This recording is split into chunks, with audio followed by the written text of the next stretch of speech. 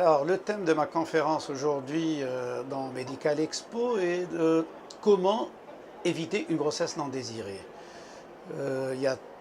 beaucoup de situations où une femme peut tomber malheureusement dans une grossesse non désirée, une femme qui a un échec de contraception ou qui ne prend pas du tout de contraception, en cas de viol, d'inceste, un certain nombre de situations, elle peut avoir une grossesse non désirée.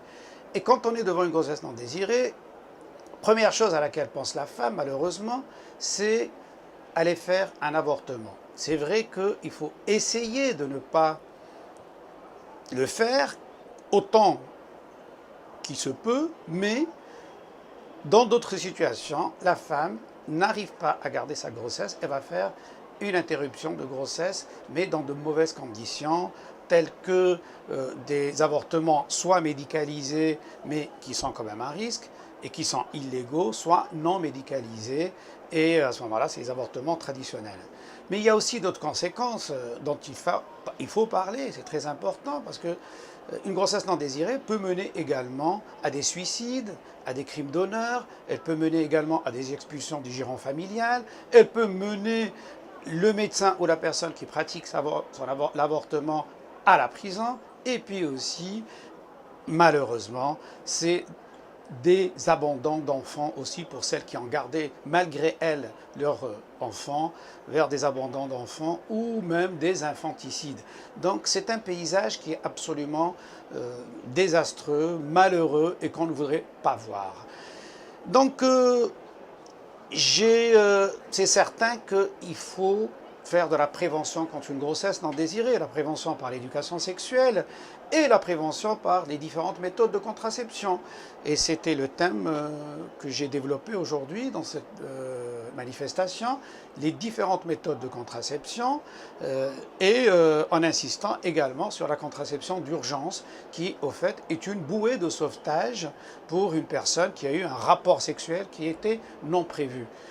J'ai insisté également sur donc, le combat que je mène et que mène l'AMLAC pour la légalisation de l'avortement.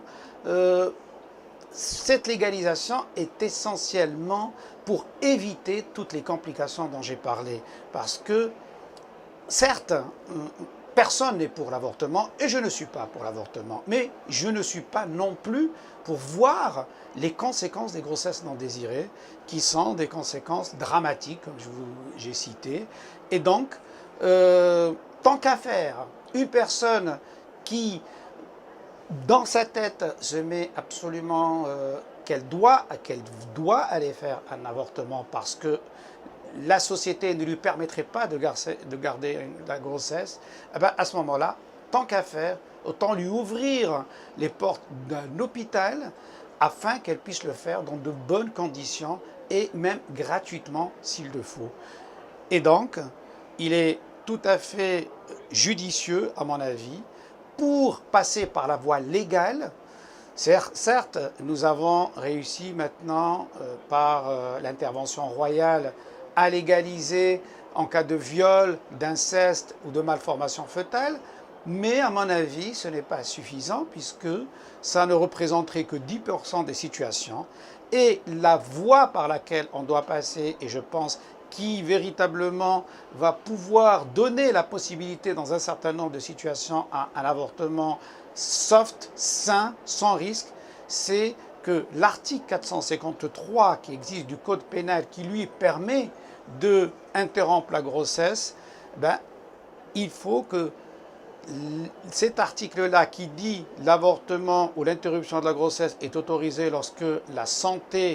la vie ou la santé de la femme sont mises en jeu, eh bien, il faudrait que cette santé soit vue comme elle est définie par l'OMS, c'est-à-dire quand la santé physique, psychique ou mentale ou sociale sont mises en jeu. À ce moment-là, il y a possibilité de faire une interruption de grossesse sans risque.